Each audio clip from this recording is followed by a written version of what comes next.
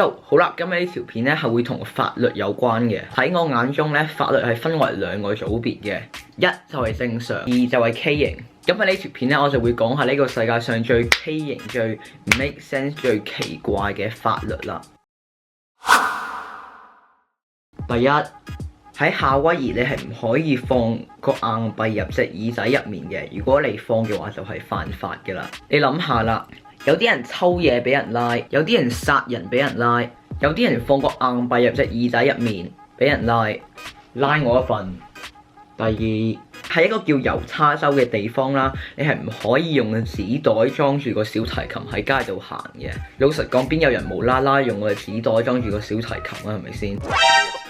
第三，喺瑞士10點後喺公廁沖廁所咧係犯法嘅。舒服晒。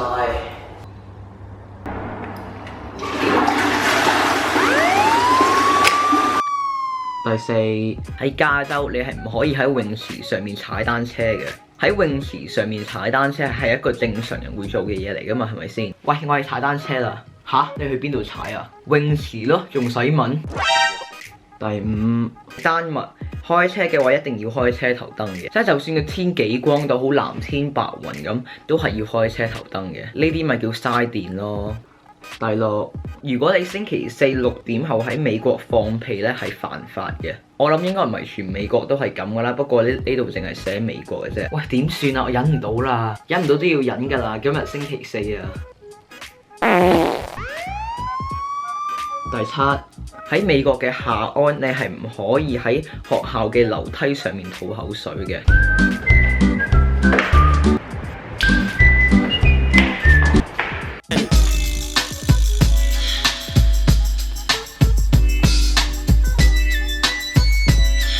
喺一個叫巴爾的摩嘅地方啦，如果冇記錯，好似係喺美國嘅都係，你係唔可以帶隻獅子去睇戲嘅。邊有人帶隻獅子去睇戲嘅？係咪先？第八，喺法國，我唔知邊度佢冇寫啦，你係唔可以同個死人結婚嘅。我都唔知俾個咩反應好。嫁俾我啊！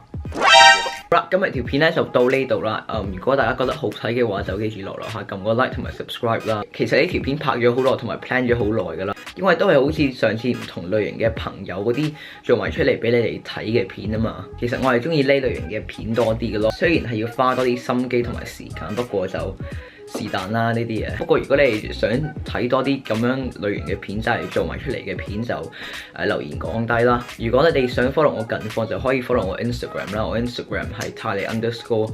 同埋如果你想知我下條片幾時拍，係拍咩，同埋幾時出呢，就可以 follow 我 Facebook 啦。我 Facebook 就喺説明嗰度有條 link 噶啦。我有啲咩想講呢？係喎，我星期四返香港啦。你哋睇緊呢條片嘅時候，應該係星期1定星期日啦。